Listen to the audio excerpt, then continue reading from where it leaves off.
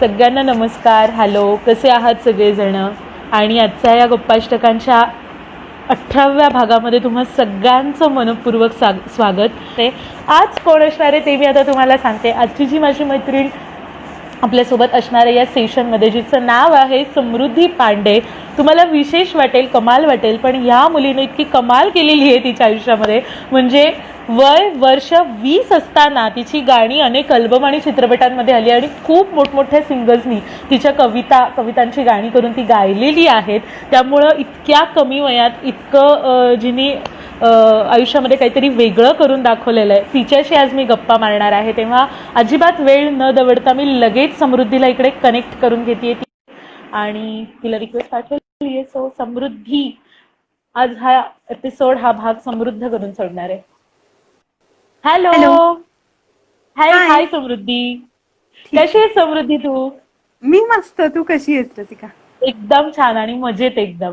काय कमाल आहे. आणि आपण किती महिने झाले आपण खरं तर इंस्टाग्राम आणि फेसबुक वरती ऍड आहोत, पण कधी असा काही योगच नाही आला एकमेकांशी गप्पा मारण्याचा आणि बोलण्याचा. आणि या गप्पाष्टकांच्या माध्यमातून आपले मेसेजेस सुरू झाले, आपल्या एकमेकांशी बोलणं सुरू झालं. क्या बात आहे. खरंच. आणि मला असं वाटतं लॉकडाऊनच्या काळात सोशल मीडिया हे सगळ्यांसाठी एक वरदान ठरतंय. अगदी अगदी. आणि खरंच सोशल मीडिया नसतं तर आपण या काळात काय केलं असतं, असा एक मोठा प्रश्न आहे.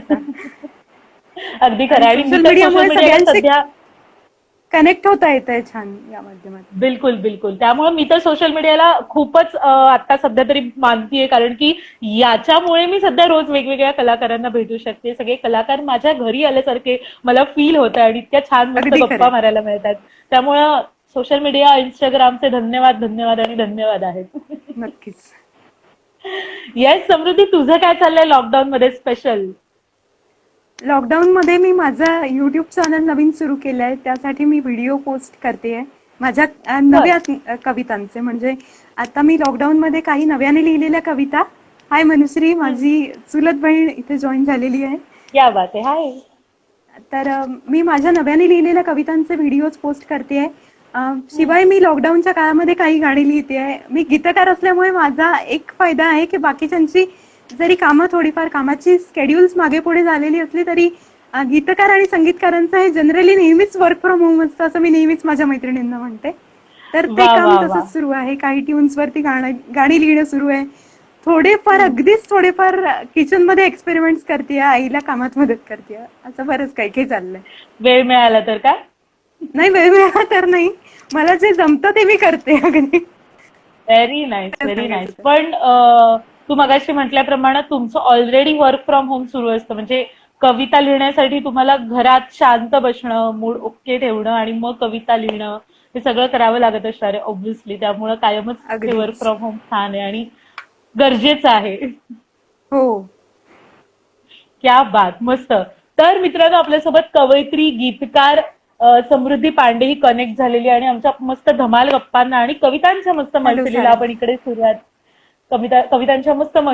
इकडे सुरुवात करतोय.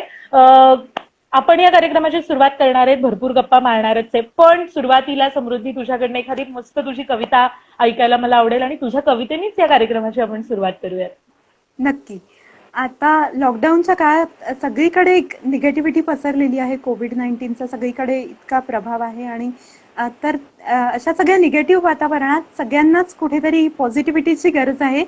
तर ती एक पॉझिटिव्हिटी देणारी कविता, मला नेहमी ज्या कवितेमुळे खूप पॉझिटिव्ह वाटतं अशी मी लिहिलेली कविता हसू फुलावे ओठी नावाची मी सगळ्यांसाठी सादर करते. कधी सुखाचे गुज सांगती मोहक क्षण हे सारे, कधी सुखाचे गुज सांगती मोहक क्षण हे सारे, पाऊस येतो तेव्हा जेव्हा हसतील उन्हाळवारे, पाऊस येतो तेव्हा जेव्हा हसतील उन्हाळवारे, उमलून हसते फुल भूलही जगाचा पडते मोठी, उमलून हसते फुल भूलही जगाचा पडते मोठी, बघता बघता जगता जगता हसू फुलावे ओठी, बघता बघता जगता जगता हसू फुलावे ओठी.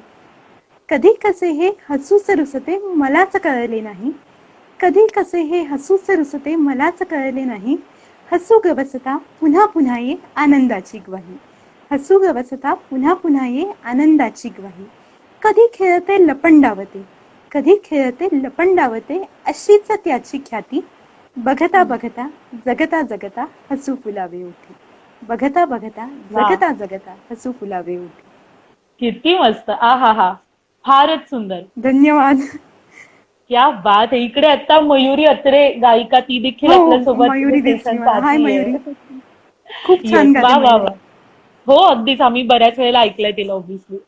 खूप मस्त समृद्धी. इतक्या छान सुंदर कवितेनी या सेशनची आपली सुरुवात झालेली आहे. आणि कसं काय सुचतं यार, म्हणजे करते मी ही कविता कधीतरी, पण तुझ्या कविता त्याच्या बऱ्याच अल्बम्स मध्ये आणि बऱ्याच वेगवेगळ्या चित्रपटांमध्ये आता यायला लागलेले आहेत. अचानक हे सगळं तुझ्या आयुष्यात घडते. सुचतं कसं काय पण तुला इतकं छान छान? सुचतं म्हणजे मला वाटतं तो क्षण खूप महत्वाचा असतो. ज्या क्षणी सुचतं तो क्षण हातातून निसटू न देणं इतकंच काय ते कलाकाराच्या हातात असतं. वा, क्या बात आहे. आणि आता म्हणजे आता असं म्हणतात की मुलींचं वय विचारायचं नसतं वगैरे, पण मला खूप इट्स कौतुक ओके. वाटतंय. तू प्लीज सांग तुझं सगळ्यांना आता वय काय आहे ते.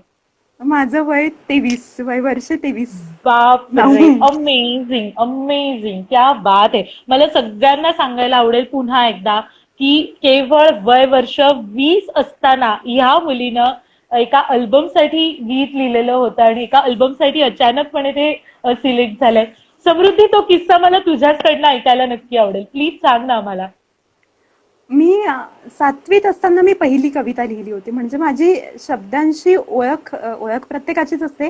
शब्दांशी हं. मैत्री होती, पण कविता माझ्या जीवनाचा इतका अविभाज्य घटक होईल असं मला वाटलेलं नव्हतं. म्हणजे मी कविता लिहायचे आणि मी कविता बऱ्याचदा माझ्या डायरीपुरत्या मर्यादित होत्या. मग मी नंतर फेसबुक प्रोफाईल ओपन केल्यानंतर मी फेसबुकवरती माझ्या कविता अपलोड करू लागले. तर हं. माझ्या कवितांची गेयता, त्या सगळ्या कविता वाचता वाचता बरेचसे म्युझिक डायरेक्टर्स पण माझ्याशी कनेक्टेड होते. तर त्यांनी माझी एक कविता वाचली, स्पंदनी म्युझिक अल्बमचे म्युझिक कंपोजर सत्यजित लिमये, आणि त्यांना माझ्या कवितेतली गेयता आवडली. तर म्हणून आहा ते हा. म्हणाले की तुझी कविता तू मला माझ्या अल्बमसाठी देशील का. म्हणजे त्यांनी मला 2 ते 3 कविता मागवल्या होत्या. तर त्यातली त्यांना त्या अल्बमच्या थीमनुसार सगळ्यात अनुरूप अशी कविता वाटली ती रेमना. आणि ती वा. रेमना कविता, ती कविता वाचल्या वाचल्या त्यांना त्या कवितेसाठी चाल सुचू लागली. तर ते हं. म्हणालेत की ही कविता मला अल्बमसाठी घ्यायला नक्कीच आवडेल, आणि ती कविता त्यांनी त्या अल्बमसाठी सिलेक्ट केली आणि द प्रोसेस बिगॅन. क्या प्रोसेस बात. सुरू झाल्यानंतर त्यांनी मला, म्हणजे प्रत्येकच वेळी गीतकाराचा कन्सेंट घेतला जातो. चाल केल्यानंतर त्यांनी ती चाल मला पाठवली. मला चाल हं. खूपच आवडली होती. एकतर सत्यजित लिमये हे अतिशय गुणी संगीतकार आहेत आणि हं. त्यांनी 3 रागांचं मिश्रण असलेली ती चाल मला पाठवलेली होती. तर ती चाल पाठवली. ती चाल ऐकल्यानंतर मला ती चाल खूप आवडली. आणि नंतर त्यांचा काही दिवसांनंतर मला मेसेज आला. तर ते सांगत होते मला की ही कविता आपण प्रियांका बर्वेच्या आवाजात रेकॉर्ड करून घेणार आहोत. ही कविता अर्थात त्या कवितेचं बाप रे. गाणं. आहा हा. हं. तर आय प्रियांका वॉज बर्वेच्या लिटरली ऑन क्लाउड आवाजामध्ये. 9.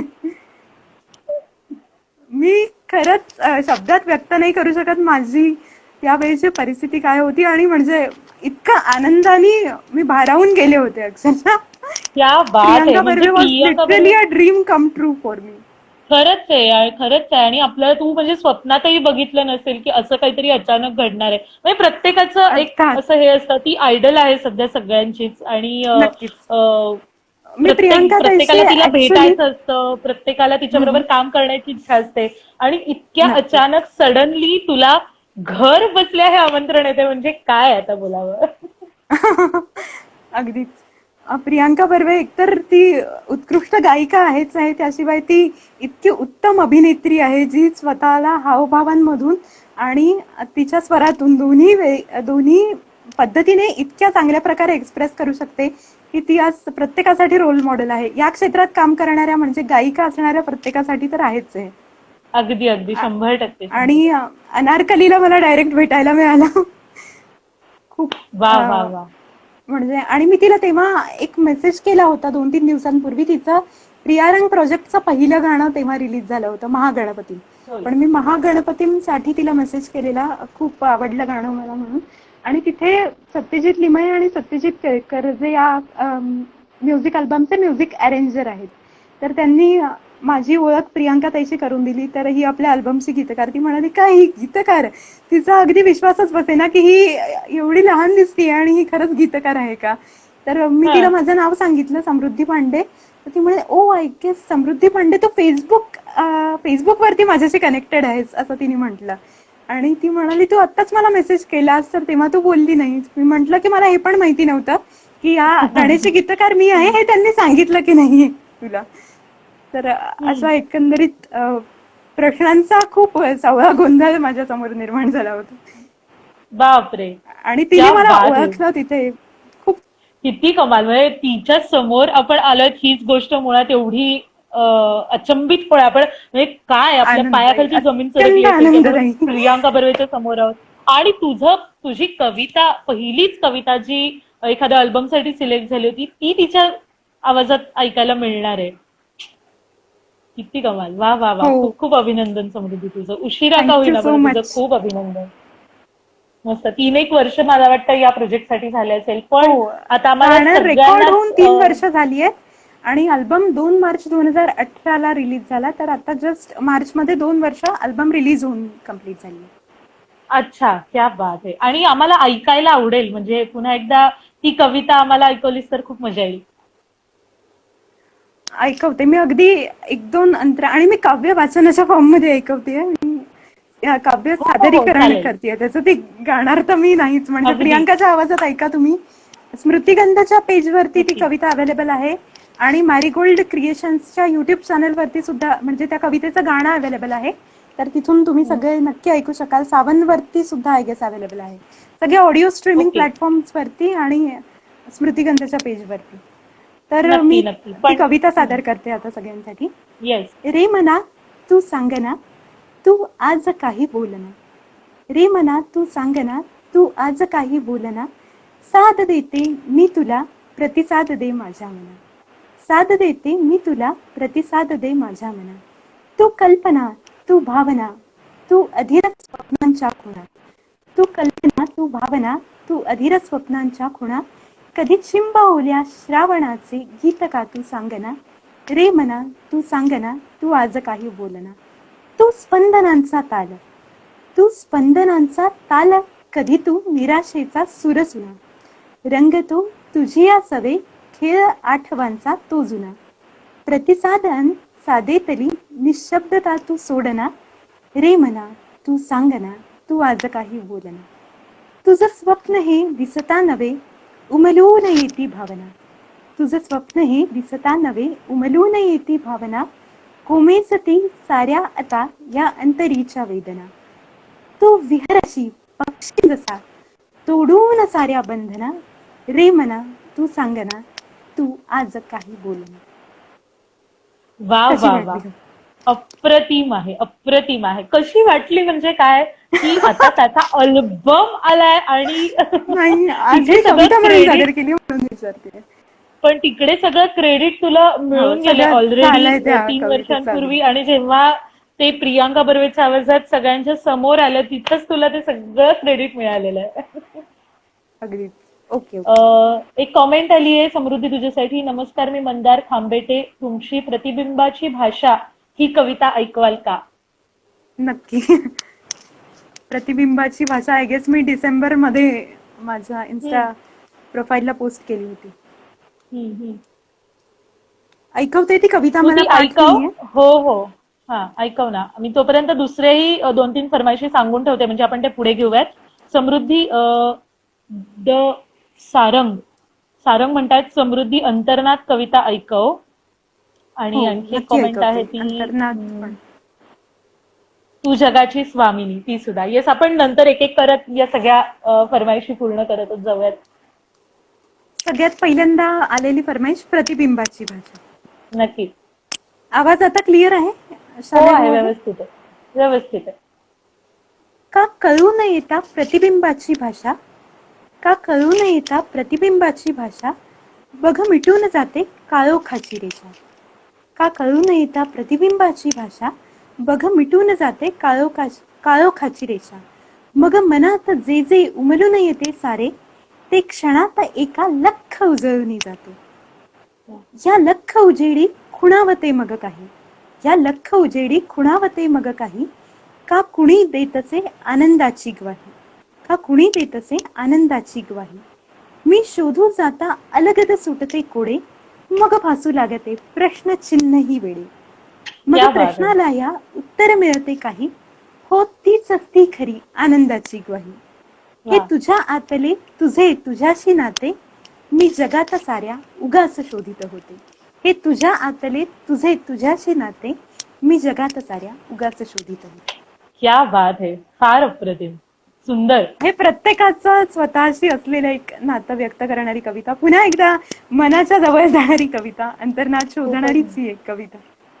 वा वा वा वा. पण तू इतक्या म्हणजे कमी वयात इतका प्रतिभा तुझ्या कवितेमध्ये इतकी दिसतीये, कारण की जनरली ह्या एज मध्ये असं लिहिणं वगैरे म्हणजे मला खूप विशेष वाटतंय की अजून आपण तितका विचारही करायला लागलेलो नसतो, किंवा आनंद, मन किंवा या सगळ्या गोष्टींकडे नाही. बघण्याची आपली दृष्टी फार वेगळी असते, आणि त्या एज मध्ये तुला इतकं छान छान सुचतंय. मे बी मी याचं क्रेडिट माझ्या आईबाबांना दोघांनाही देऊ इच्छिते. कला ह्या जनरली हेरिडेटिकली आलेल्या असतात किंवा इनहेरिटेड असतात असं म्हणतात. तर माझी आई खूप छान लेखिका आहे. ती न्यू हायस्कूल मेन, अमरावतीला न्यू हायस्कूल मेन नावाची शाळा आहे, तिथे ती मुख्याध्यापिका आणि प्राचार्या म्हणून कार्यरत होती. आता जस्ट ऑक्टोबरमध्ये ती रिटायर्ड झाली. तर ती जॉब तिचा सुरू होण्याच्या पूर्वीपासून आणि जॉब सुरू असताना सुद्धा तिने तिची लेखन कला एक हॉबी म्हणून सुरू ठेवली. तर ती खूप उत्तम कथा लेखिका आहे. तिने लिहिलेली काही नाटकं सुद्धा आकाशवाणीवर सादर झालेली आहेत. नभो नाट्यवाणी नावाचा एक कार्यक्रम हो. क्या बात आहे. आणि वा वा. गृहलक्ष्मी मासिकासाठी माझ्या आईने लिहिलेल्या काही कथा सिलेक्ट झालेल्या होत्या त्यांच्या स्पर्धेमध्ये. आणि माझ्या बाबांना सुद्धा गाण्याची खूप आवड आहे. आम्हा सगळ्यांनाच गाण्याची खूप आवड आहे. आणि माझ्या बाबांचं सांगायचं झालं तर त्यांना भक्ती संगीत, अभंग ऐकायला खूप आवडतात. आणि जवळपास सगळे समर्थांचे श्लोक, सगळ्या संतांची वचनं आणि त्यांनी लिहिलेल्या ओव्या वगैरे माझ्या बाबांना तोंडपाठ आहेत. तर ते सगळं कानावर पडत पडत मी लहानाची मोठी झाली आहे. तर हे सगळे संस्कार कुठेतरी नक्कीच असं म्हणता येईल. वा वा वा वा. क्या बात आहे. आणि तू काय करतेस, म्हणजे स्वतः तुझं शिक्षण काय चालू आहे सध्या, किंवा काय शिकतेस? मी BE इलेक्ट्रॉनिक्स अँड टेलिकम्युनिकेशन. काय सांगते? इंजिनिअरिंग. हो, इंजिनिअरिंग करणाऱ्यांनी असं काही करायचं नसतं. उलट सगळे इंजिनिअरिंग करणाऱ्यांनी कलाक्षेत्रात करायचा असतो. कलाक्षेत्रात कार्यरत आहे बरेचसे इंजिनियर्स. तर ते सगळेच माझ्यासाठी इन्स्पिरेशन आहे असं मी म्हणू शकते. क्या बात आहे, क्या बात. खूप मस्त. आणि मग म्हणजे वैभव जोशी ते सुद्धा इंजिनियर आहेत. मी स्पृहा त्याच्या इंटरव्ह्यू मध्ये एकदा बघितलं. आणि महेश काळे, सौरभ भालेराव, अशी कितीतरी नावं घेता येतील. काढून ठेवली असतो सगळी वैभव तत्वाने आजचा दिवस पुरणार नाही. ते पण सांगतील की समृद्धी पांडे माहितीये का तुम्हाला, ती सुद्धा तशीच आहे, इंजिनिअरिंग करणारी, आणि ती कला क्षेत्रात आहे. अरे बापरे, असा दिवस लवकर येऊ. हर्षल भट म्हणतायत की हॅलो समृद्धी, तुझ्या कविता खूप छान असतात. धन्यवाद. आता इथे बऱ्याच कमेंट येत आहेत. ऍक्च्युली स्क्रोल करता करता त्या वरती जात आहेत. Yes yes. पण तुझं म्हणजे आता इंजिनिअरिंग चालू, तू अमरावतीला असतेस ना? आणि अमरावतीला. हो. पण तुला हा सगळा वेळ कसा देता येतो? म्हणजे ऑलरेडी इंजिनिअरिंगचे बुक्स असे एवढे मोठे मोठे बुक्स असतात, आणि मग त्यामध्ये एकदा डोकं घातल्यावरती निसर्ग, आनंद, मन वगैरे अशा गोड कल्पना सुचणं केवळ अशक्य असतं. पण स्टील तुला इतकं छान कसा काय त्याच्यासाठी वेळ देता येतो, किंवा तो एक वेगळा मूड कसा बनतो तुझा? नाही, मी जनरली मला जेव्हा सुचतं तेव्हा ते टिपून ठेवते. आणि me the thought never let the thought go out of your mind असं म्हणतात. तर मला अगदी कधीतरी अभ्यास करताना सुचलं तरी मी ते तेव्हाच्या तेव्हा एकतर डायरीत लिहून ठेवते. मग जेव्हा कधी वेळ मिळेल ते फेसबुक किंवा इन्स्टावरती दिसतच मग सगळ्यांना. इंजिनिअरिंगच्या एखाद्या मोठ्या पुस्तकामध्ये एखादी लाईन वगैरे आम्हाला वाचायला? नाही, इंजिनिअरिंगच्या पुस्तकात मी पुस्तकं तशा प्रकारे खराब नाही केलेली. पण माझ्या ज्या वह्या आहेत मी घरी वापरायचे त्या वह्यांमध्ये अशा बऱ्याच कविता आढळतील. क्या बात. Great great great. आणि अमरावतीची तू आहेस, आणि मला एक किस्सा सांगायचा आहे की मी एकदा आमचं असंच ऑफ लेक्चर सुरू होतं म्हणजे लेक्चर नव्हतं, ऑफ पिरियड होता, तर मी तेव्हा सुद्धा एक कविता लिहून ठेवली होती अशीच एक. हा, उधाण वारा हळवा होई ऐकून अंगाई, अशा टाइप्स. पाठ असेल तर आम्हाला ऐकायला आवडेल. नाही, ऍक्च्युली ती आता पाठ लेक्चर नाही. मध्ये असं काही सुचावं म्हणजे लेक्चर कमालच नाही, आहे ना. ऑफ लेक्चर होता अगं, ऑफ ऑफ लेक्चर लेक्चर होता. होता, अच्छा. हो, मला असं होऊ शकतं कारण की ऐन लेक्चर आणि मध्ये लेक्चर आपल्याला मध्ये काहीही सुचलं तर सुचू मग शकतं. तेवढं मी माझ्या मेमरीला ताण देते की तेवढं ते लक्षात ठेवायचं आणि नंतर मग कधीतरी ते लिहून काढायचंच. अगदी खरं, अगदी खरं. आणि मग तू मगाशी म्हणालीस अमरावतीची आहे म्हणून मला अमरावती म्हटलं की सगळ्यात पहिल्यांदा अमरावतीचे आपले सुरेश भट ते आठवतात. नक्कीच. ते त्यांचा जन्म अमरावतीचा होता आणि त्या सुरेश भटांची जिथे ज्या मातीत सुरेश भटांचा जन्म झाला होता, जिथे त्यांची प्रतिभा एवढी रुजलेली आहे, त्या मातीत तू एक कवयित्री तयार होतीयस. किती नाही, कमाल अगदी योगायोग आहे हा. म्हणजे ते तर माझ्यासाठी आदर्श आहेत आणि ते प्रत्येकासाठीच खूप वंदनीय व्यक्तिमत्व आहे. तू माझं नाव त्यांच्यासोबत घेणं सुद्धा चुकीचं आहे. नाही नाही, ते खूपच मोठे आहेत, आपले सगळ्यांचे देव खूपच आहेत मोठं ते. व्यक्तिमत्व आहे, अगदी या आभाळ संगीत एवढं क्षेत्रातले व्यक्तिमत्व देव आहेत. चांगलं. अगदी अगदी. पण पु ल देशपांडेंनी त्यांना तेच म्हटलेलं होतं की मी 2-3 एपिसोडमध्ये पण माझ्या ह्याचा उल्लेख केला होता की पु ल देशपांडेंनी सुरेश भटांबद्दल लिहिलेलं होतं की भूगोलाच्या नकाशात न सापडणाऱ्या अमरावतीचे तुम्ही आहात. म्हणजे अमरावती, मला नंतर सांगितलं गेलं की अमरावती, त्यामुळे त्यांना मरण नाहीये, त्यांच्या या प्रतिभेला मरण नाहीये, कारण की अमरावती ही देवांची राजधानी होती आणि त्या हो, राजधानीमधले इंद्रावती जे, किंवा औदुंबरावती हो, असते, अशी 2 नावं येस, ती अमरावतीची. राजधानी होती आणि त्या राजधानीतले लोक, त्यांना कधीच मरण नसायचं, ते अमर्त्य अशी ती लोक होती आणि त्या राजधानीतले ते कवी आहेत. त्यामुळे त्यांच्या कवितांना त्यांना कधीही मरण येऊ शकणार नाही. अशा अमरावतीची तू देखील आहेस समृद्धी. नक्कीच. किती मस्त योगायोग आहे हा. नक्कीच. आणि सुरेश भटांच्या मला गझल ऐकायला खूप आवडतात, गझल वाचायला आवडतात. पण मी गझल अजून तितक्या म्हणजे तितक्या एक्सपर्टीजने मी लिहू शकणार नाही, मला हे माहिती आहे. पण मी गझल खूप ऐकते, ऐकायला आवडतात मला. वैभव दादाच्या सुद्धा गझला आवडतात, सुरेश भटांच्या तर आवडतातच, प्रश्नच नाही. क्या बात आहे. आणि नक्कीच. आणि तू मी इतकं छान आता या एज मध्ये लिहितीयस तर ऍट द एज ऑफ 30 तुझ्याकडनं एक 10 गझला सुद्धा झालेल्या असतील. नाही, हा, लेट्स होप सो. सध्या नाही, तरी बघूयात पुढे तसं काही सुचलं तर नक्कीच. नक्की लिहिशील. रे मनानंतर मग पुढे काय केलंस? अजून कुठला प्रोजेक्ट तुला मिळाला अचानक? रे मनानंतर एक प्रोजेक्ट आमचा लगेचच, म्हणजे रे मना ज्या अल्बम मध्ये इन्क्लुडेड आहे त्या स्पंदने म्युझिक अल्बम साठीच मी त्या रेकॉर्डिंगला गेले असताना मला सत्यजित लिमयेंनी असं सांगितलं की या अल्बम मध्ये एका भक्तिगीताची सुद्धा गरज आहे. मला असं वाटतं की बाकी सगळे मनाचे शेड्स यात कव्हर झालेले आहेत, पण आपण मनाची एक छटा यात आपण समाविष्ट करायची राहून गेली आहे, तर ती म्हणजे भक्तिरस. तर एक भक्तिगीत, गणपती हे सगळ्यांचंच आद्य आणि आराध्य दैवत आहे, तर गणपतीचं असं एक भक्तिगीत यात असेल तर मला आवडेल. आणि नेमकं प्रियांका बर्वेचं गाणं जेव्हा रेकॉर्ड झालं तर ते गणेशोत्सवाचेच दिवस होते. तर बर. गणेशोत्सवाच्या दरम्यान मला एक कविता सुचली, तर ती मी त्यांना नंतर पाठवली. मोरया गणाधीशा असं त्या कवितेचं नाव आहे. आणि ती कविता लकीली कंपोज झाली आणि ती कविता त्यांनी त्या अल्बम मध्ये समाविष्ट केली. आणि ते त्या गाण्याबद्दल विशेषत्वाने सांगायचं झालं तर मी देवाचे जितके आभार मानावेत तितके कमी आहेत. ते रघुनंदन पणशीकर या ग्रेट शास्त्रीय गायकांच्या आवाजात ते गाणं रेकॉर्ड झालेलं आहे. क्या म्हणजे मी खरंच बात म्हणेल आहे. तो विघ्नहर्त्याचा आशीर्वाद आहे. इट्स अ ब्लिस अँड वा ब्लेसिंग वा. For me. खरंय ते खरंय गाणं खरंय. तेवढा ऐकणं तरी मोठा माझ्यासाठी आशीर्वाद. ब्लेस आहे. आणि तितकंच किती ब्लेसिंग कमाल. पण आहे, ती गणपतीच्या कृपेनेच कविता सुचली. वा वा वा. मोरया गणाधीशा ही कविता रघुनंदन पणशीकरांच्या आवाजात रेकॉर्ड झाली आणि खरंच मी म्हणेन की तो एक दैवी आशीर्वादच होता माझ्यासाठी. त्यांच्या आवाजात ती कविता एकतर रेकॉर्ड होणं आणि त्यांनी माझ्या कवितेला, माझ्या शब्दांना स्वरसाज देणं. तर मी तेव्हा त्यांना एक मेसेज केला होता की शब्दांना सुरांचा परिसस्पर्श होतो म्हणजे काय, हे मला मोरया गणाधीशा ऐकून कळलं. तर ते इतके वा. विनम्र आहेत, म्हणजे आपण म्हणतो जो खरा कलाकार असतो तो खूप विनम्र असतो नेहमीच. तर त्यांनी सांगितलं की हे सगळं, यात माझं काहीच क्रेडिट नाहीये, जे काय आहे ते सगळं किशोरीताई आमोणकरांचे ते शिष्य आहेत हे सर्वश्रुत आहे. तर किशोरीताई आमोणकरांनी माझ्यावर घेतलेली मेहनत, त्यांनी केलेले संस्कार आणि राघवेंद्र स्वामींचा आशीर्वाद याचं ते सगळं फळ आहे. आणि हा विनय नाही, ही वस्तुस्थिती आहे. म्हणजे इतके हो हो. विनयशील ते असून सुद्धा ते अजून त्यांच्या विनयाला सुद्धा वस्तुस्थिती म्हणतात. म्हणजे वा, काय विनम्रता किती ही असावं, यापेक्षा अजून काय असावी. काय बोलावं. खरंच आहे, खरंच आहे, अगदी खरं आहे.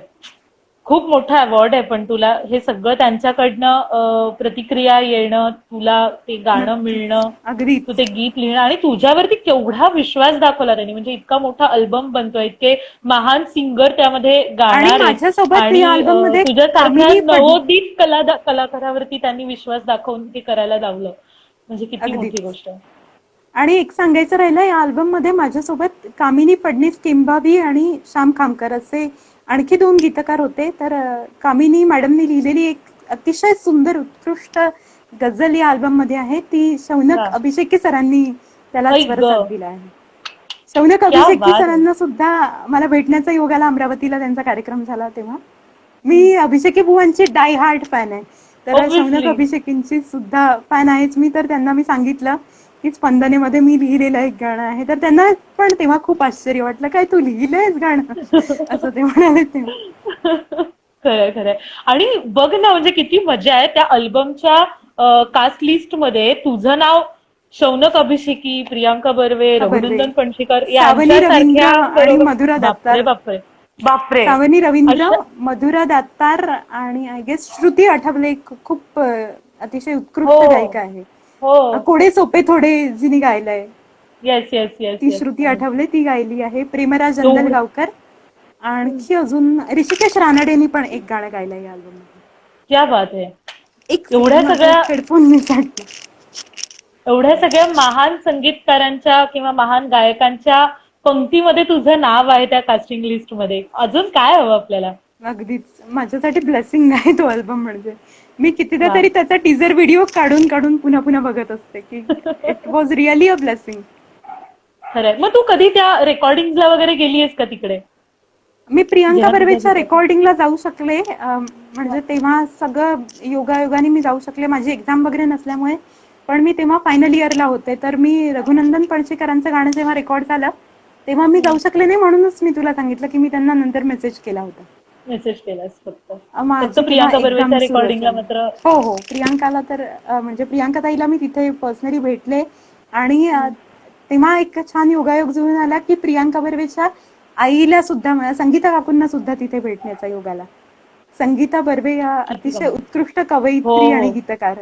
त्यांची कविता सुद्धा 10वीच्या पाठ्यपुस्तकात आहे. म्हणजे माझ्या सिलेबस मध्ये नव्हती ती, पण मला जी 1 वर्ष ज्युनियर होते विद्यार्थी सगळे, तर त्यांना आहे. मल्हाराची धून क्या नावाची बात कविता. आहे. वा वा आणि वा वा. त्यांच्याकडून एक मला आशीर्वाद मिळाला, हे पण एक खूप आनंदाची गोष्ट. तुझ्या आयुष्यातलं म्हणजे सगळ्यात मोठा आणि कमाल दिवस, टर्निंग पॉइंट, टर्निंग डे असा तो दिवस असेल अक्षरशः. नक्कीच. मी तो दिवस अगदी सोनेरी अक्षरात कोरून ठेवण्यासारखा दिवस. अगदी खरं, अगदी खरं. तू मगाशी जे म्हणालीस की मोरिया सॉन्ग तुझं जे त्यांनी तुला विश्वासाने लिहायला सांगितलं, तर ते हम्म. तुझ्याकडे असेल तर ते आम्हाला कविता ती वाचून दाखवलीस तरी आवडेल. हो, ती कविता मी सादर करते. पण मला ती पूर्ण आठवली नाही, तर एक अंतरा तरी आता नक्कीच सादर चालेल ना. करेन. येस येस, नक्कीच. मोरया गणाधीशा बुद्धिदे मयुरेश्वरा, मोरया गणाधीशा बुद्धिदे मयुरेश्वरा, भक्तीच्या या दीप्तीने तेजाळल्या दाही दिशा, भक्तीच्या या दीप्तीने तेजाळल्या दाही दिशा. सुरांच्या परमेश्वराला कुणी सुरांनी पूजितो, सुरांच्या परमेश्वराला कुणी सुरांनी पूजितो, साधनेचे फुल हे चरणी तुझ्या रे अर्पितो. प्रार्थनेने भावनेच्या उंजळी भरल्या आशा, निर्मितीचा ध्यास दे तू मोरया गणाधीशा. विघ्नेश्वरा दुरिताहरा, देवा तुझी नावे किती. आय थिंक हे नंतर थोडं चेंज केलं होतं आम्ही अल्बम मध्ये घेण्यासाठी. तर मी पहिल्यांदा हा. त्यांना जी कविता जशीच्या तशी पाठवली त्या ओरिजिनल फॉर्म मध्ये ऐकवते. विघ्नेश्वरा दुरिताहरा, देवा तुझी नावे किती, भक्तीलाही ना उरावी कोणतीही परिमिती. नित्य तुझिया स्वागताला उमलती कलिका कशा, सौख्य दे सन्मार्ग दे तू मोरया गणाधीशा.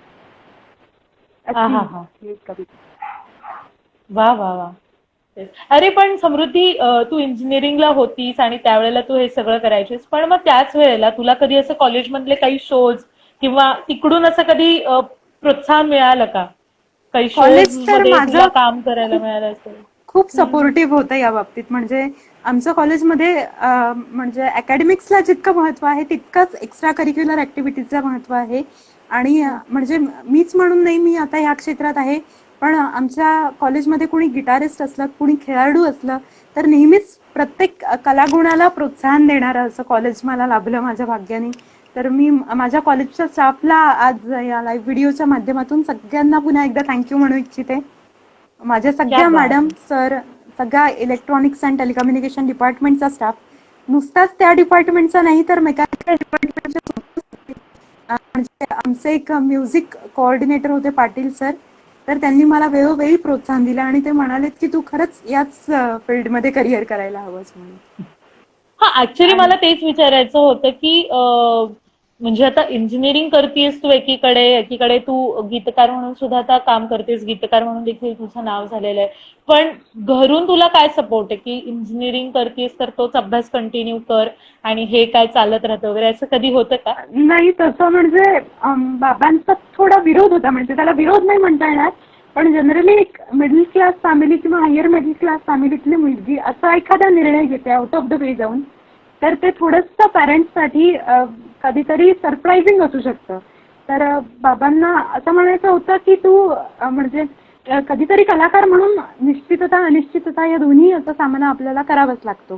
तर बाबा म्हणत होते की तू गेट केलेस आणि पुढे असिस्टंट प्रोफेसर म्हणून, माझा काका ऍक्च्युली COEP ला असोसिएट प्रोफेसर म्हणून बर. कार्यरत आहे. तर आणि घरात सगळेच इंजिनियर, म्हणजे माझा काका, दोन्ही काका माझे, एक काका टेल्कोला आहे नागपूरला आणि एक काका COEP ला आहे. माझे बाबा पण सायन्स बॅकग्राऊंडचे, माझी काकू ABB कंपनीत होती नाशिकला. असं सगळं सायन्स आणि इंजिनिअरिंग मिक्स्ड बॅकग्राऊंड घरी. आणि आई पण जॉब करत होती, पण आई थोडी आर्ट्स बॅकग्राऊंडची होती. आईने मला पहिल्यापासून सपोर्ट केला. तर मी असं माझ्या याच्यात दोन्हीचं मिक्सचर होतं. म्हणजे मी सायन्स म्हणजे मी इंजिनियर होते आणि मला कलेकडे पण माझा त्यापेक्षाही जास्त कल होता. तर बाबा म्हणाले की तू इंजिनिअरिंग करून दोन्ही सुरू ठेवलंस, म्हणजे जॉब करून हे सुरू ठेवलंस तरी मला आवडेल. पण नंतर मला अशा संधी मिळत गेल्या आणि माझ्या कॉलेजमधल्या एकंदरीत सगळ्यांचं म्हणणं होतं की तू या क्षेत्रात करिअर केलंस तर हे एक खूप वेगळ्या प्रकारचं करिअर असेल. आणि मी नंतर बाबांना अशा प्रकारे कन्व्हिन्स करण्याचा प्रयत्न केला की मला खरा आनंद याच क्षेत्रात काम करून मिळतोय, तर why not to go with this instead of having the repentance for a whole of your life, that I would have been more happy if I would have done this. तर I would क्या have बात. done this ची वेळ माझ्यावर यायलाच नको, म्हणून मी पूर्ण वेळ या क्षेत्रात करिअर म्हणजे आता मी जस्ट सुरू केलंय, मी काही फार मोठं अचीव्ह केलंय असं नाही म्हणायचं, पण मला हेच करायला आवडेल असं मी सांगितलं. आणि शेवटी आईबाबांसाठी आपला म्हणजे त्यांच्या पाल्याचा आनंद कशात आहे हे जास्त महत्वाचं असतं. महत्वाचं सो असतं. नाऊ अगदी खरं. बाबा is equally happy with what I am doing now.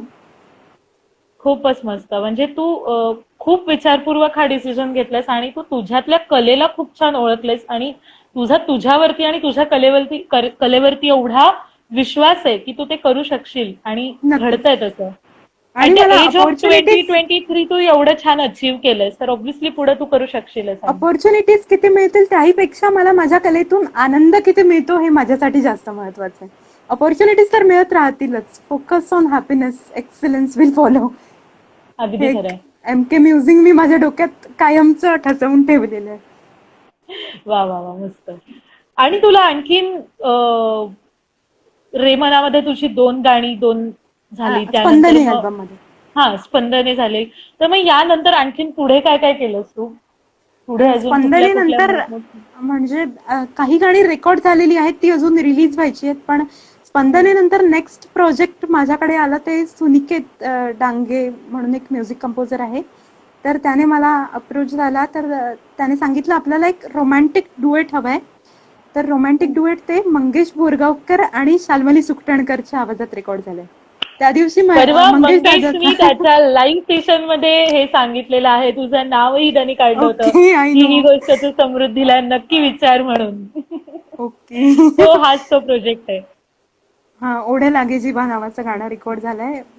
So हा. होपफुली ते लवकरच सगळ्यांच्या भेटीला येईल. वा वा वा.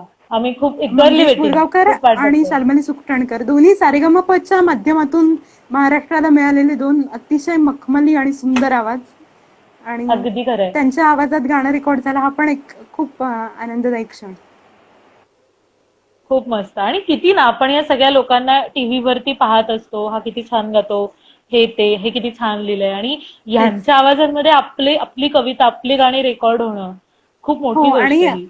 नेहमीच कवितेला चाल दिली जाते असं नाही. मला सगळ्यांना सांगायचंय, मला बरेच जण विचारतात की कवितेलाच चाल दिली जाते का, तू कविता कुणाला पाठवल्यास का? तर माझं म्हणणं आहे की कविता आणि गाणं यातला बेसिक फरक असा आहे की कवितेला तुमचा किती गेयता आहे, तर त्यावरून त्या कवितेचं गाणं कसं होऊ शकतं हे सगळं ठरतं. आणि बऱ्याचदा ट्यूनवरती गाणी लिहावी लागतात. आजकालची वर्किंग प्रोसेस अशी आहे की ट्यूनवरती गाणी लिहून घेतली जातात. फिल्मसाठी जे गीतकार काम करतात त्या सगळ्यांना माहितीच आहे की ट्यूनवरती गाणी लिहून घेतली जातात. हल्ली अल्बम्ससाठी पण बऱ्याचदा ट्यून्सवरती गाणी लिहून घेतली जातात. तर मी दोन्ही प्रोसेस इक्वली एन्जॉय करते. मला ट्यूनवरती पण लिहायला तितकंच आवडतं, आणि मला कवितेच्या फॉर्ममध्ये मी जर का ते गाणं लिहिलं असेल तर त्याला चाल देणं हे यात पूर्ण संगीतकाराचं कसब आहे. आणि आजपर्यंत खूप मी अवघड असतं ना, आणि ट्यून वरती बसवणं, त्या मीटर मध्ये बसवणं वगैरे. हो, अवघड असतं, पण एकदा जमून गेलं की त्यात आपल्याला आनंद मिळायला लागतो. मलाच कळत नाही ते कसं जमतं, आणि मला नॅचरली ते जमतंय आता एवढं मला माहिती आहे बस. वा वा वा वा. काय ऐकवशील आणखीन? आम्हाला आवडेल ऐकायला. म्हणजे अर्थात तू जे आता येणार आहे ते नकोच ऐकवूस, कारण आम्हाला सरप्राईज हवंय त्याचं, आणि ते आम्हाला हा, अचानकच तेच. मंगेश आय बोरगावकरच्या डोंट आवाजात वॉन्ट टू ऐकायला मजा येईल. Disclose any kind of surprise here. Yes yes yes yes. एखादी तुझी छानशी कविता ऐकायला आवडेल. तू ओके, मध्ये नक्की. एकदा अक्षरांवरनं सुद्धा कविता केली होती हो समृद्धी. हो, तर अक्षरवेल, अक्षरवेलीवर. अक्षरवेल, येस. हा, हो, तर ती पण खूप सुंदर होती, आणि ती मला पुन्हा शब्दछटा एकदा ऐकायला पेज नक्की कडनं आवडेल. मला मेसेज आला होता की त्यांना कॅलिग्राफी करण्यासाठी म्हणून एक कविता लिहून हवी होती. ओ. आणि प्रसाद दादाने, प्रसाद पाध्ये तू ओळखतेस त्याला, त्यांनी खूप सुंदर हो माझ्या कवितांची कॅलिग्राफी केली आहे. मनीष हो भुजसे हो. म्हणून एक आहेत.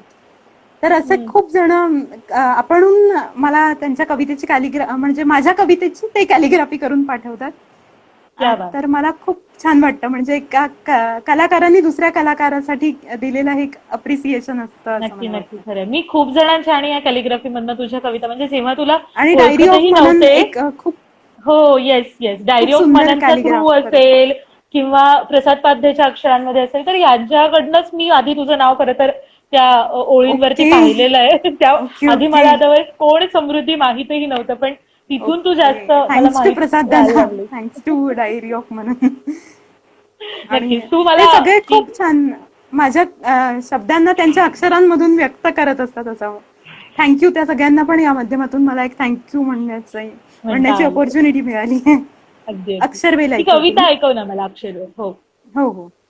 अक्षरवेली वरती माझ्या जेव्हा नवखा शब्द झुले, अक्षरवेली वरती माझ्या जेव्हा नवखा शब्द झुले, कळे न कोठून मीही अलगद वेचून घेते काव्य फुले. अक्षरवेली वरती माझ्या जेव्हा नवखा शब्द झुले, कळे न कोठून मीही अलगद वेचून घेते काव्य फुले. कधी, एक सेकंड, सॉरी, थोडं विसरल्यासारखं झालं. तू आठवून म्हणतीयस कविता? हो हो हो. बापरे, एवढ्या कविता पाठ असणं सुद्धा कमाल आहे. म्हणूनच थोडं विसरल्यासारखं झालं. I am extremely sorry. मला माझी एकही कविता अक्षरवेली पाठ वरती नाहीये. नाही ग, तसं काही नाही. म्हणजे मला माझ्या कविता जनरली पाठ होतात, कधी कधी विसरल्यासारखं होतं. पण चल, मी परत एकदा सादर करते. येस. अक्षरवेली वरती माझ्या जेव्हा नवखा शब्द झुले, कळे न कोठून मीही अलगद वेचून घेते काव्य फुले. कधी फुलावे अवखळ गाणे, कधी मनाचे खेळ खुळे, शाई मधुनी उमटत जाते कधी नभाचे स्वप्न लिळे. शाई मधुनी उमटत जाते कधी नभाचे स्वप्न लिळे. हा हा हा. किती कमाल, मस्त. थँक्यू.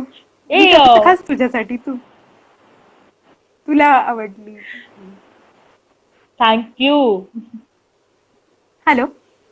थोडा अडकतोय व्हिडिओ मध्ये, तुझे ओ 2-3 गॉड. शब्द मिस झाले त्या. आता ठीक आहे. Okay okay okay, fine.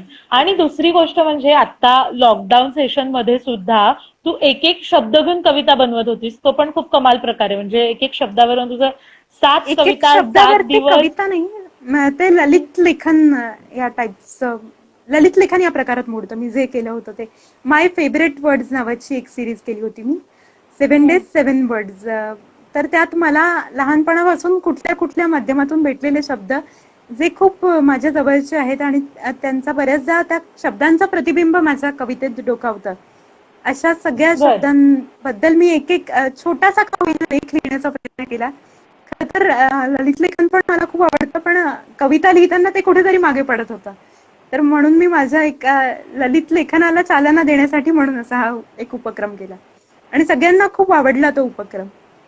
आम्हाला एखादं काहीतरी ऐकायला मिळेल का त्यातलं? त्यातलं मी सादर करते. आय थिंक चांदणवेली या शब्दाबद्दल लिहिलंय मी. माझा एक चंद्रकोणा कुठले कुठले नावाचं गाणं, असे शब्द 7 तू हे केलेस आणि कुठले कुठले शब्द 7 होते ते? एक अनुनाद, दिठी, चांदणवेली, वैखरी, आय गेस आणखीन मी सांगते तुला. केवढे शब्द पाऊलं सुंदर वलये सुंदर काढले. हम्म. आणि संकल्पचित्र. या सगळ्या वा वा. शब्दांबद्दल मी एक छोटं छोटं आर्टिकल लिहिण्याचा प्रयत्न केला. तर त्यातलं बर. चांदणवेली या शब्दाबद्दल मी लिहिलेला लेख वाचून दाखवते. हम्म. चांदणवेली म्हणजे खरं तर चंद्रप्रकाशात भिजलेल्या सुखावणाऱ्या वेली अशी माझी कल्पना आहे, किंवा कुणाची चांदण्यांच्या वेली अशी सुद्धा असेल. वेलींच्या हिरव्या रंगाला, आवाज क्लिअर येतोय ना? हो हो येतोय. वेलींच्या हिरव्या रंगाला चांदण्यांचं शुभ्र रंगाचं कोंदण मिळतं, ते मला फार आवडतं. हा शब्द माझा इतका लाडका आहे की माझ्या चंद्रखुणा नावाच्या गाण्यात सुद्धा हा शब्द लिहिण्याचा मोह मला आवरला नाही. रात्रीच्या काळ्या रंगाच्या पार्श्वभूमीवर आकाशात उमलणारी ही चांदण फुलं सगळ्यांचंच लक्ष वेधून घेतात. या चांदणवेली कायमच मनाला आनंदित करतात. निराशेतून आशेकडे, दुःखातून आनंदाकडे घेऊन जातात. प्रत्येक कलाकार नेहमीच नवनिर्मितीचा प्रयत्न करत असतो, पण निसर्गाची नवनिर्मिती आणि निसर्गातील कलाकृती ह्या कायमच अमर्याद आहेत. जशा निसर्गातील कलाकृती अमर्याद आहे, तसंच शब्दांचं हे सुंदर जग सुद्धा अथांग आणि अमर्याद.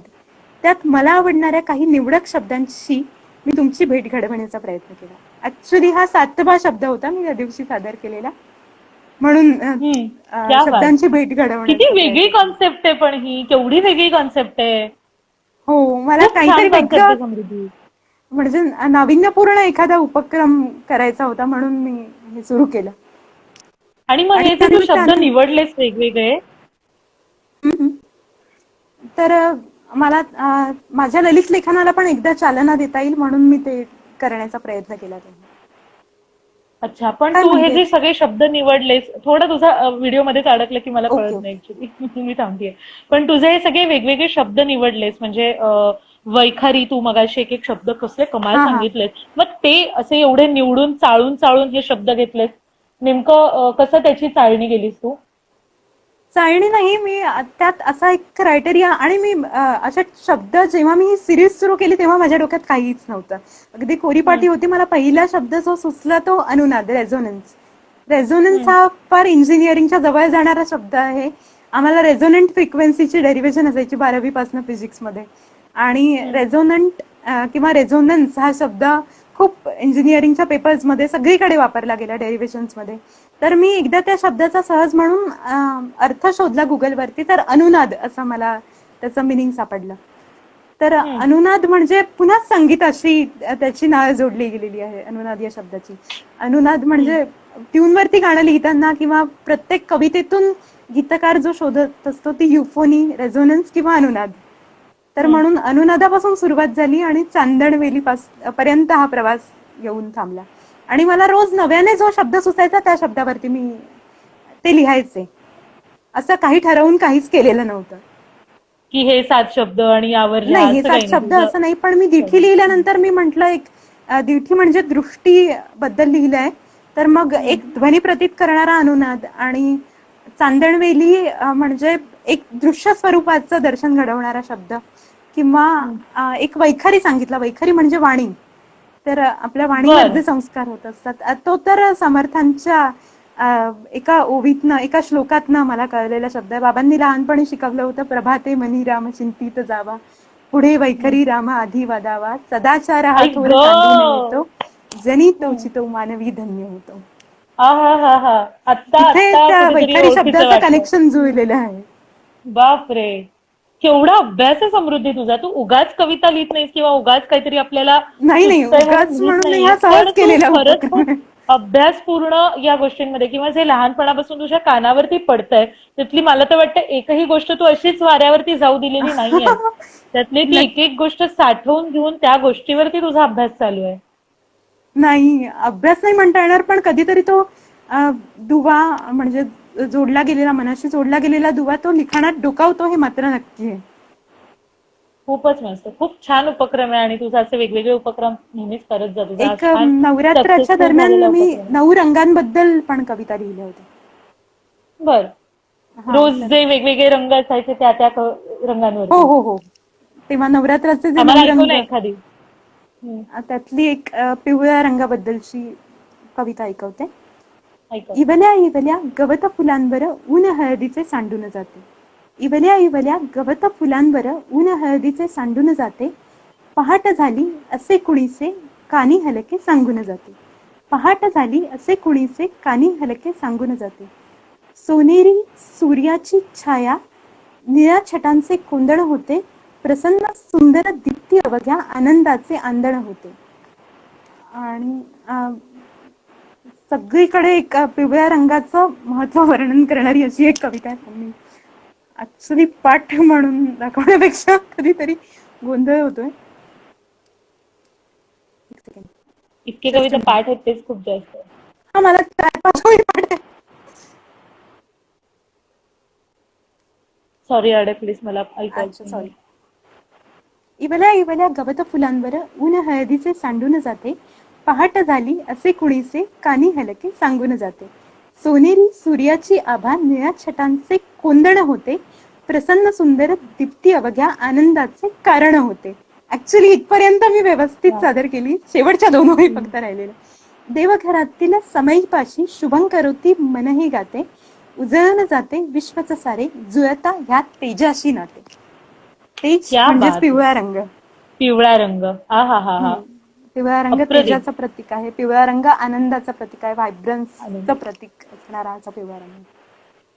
सुंदर. मी ते म्हणते ना की तू फार अभ्यासपूर्ण लेखन आहे तुझं ते हेच.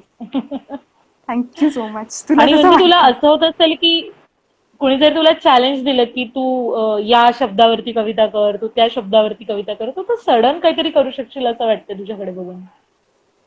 हो, आवडतं मला तसं.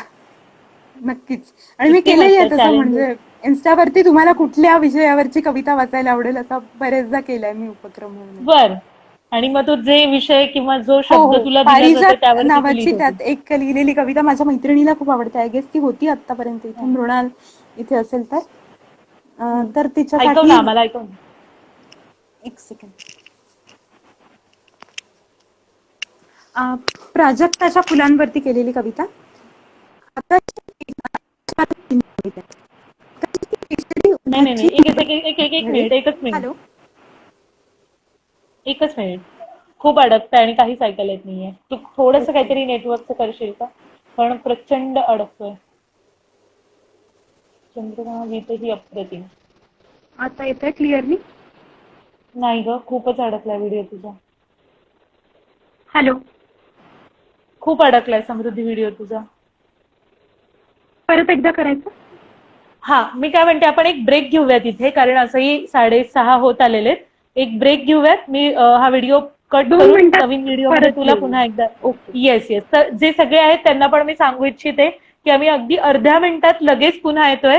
तेव्हा तुम्ही पुन्हा एकदा कनेक्ट व्हा. समृद्धीच्या खूप छान छान कविता अजूनही आपल्याला ऐकायच्या आहेत अंतर्नाद आणि सुद्धा मी गप्पा. सादर करणार आहे. अंतर्नादची बऱ्याचदा फरमाईश आली.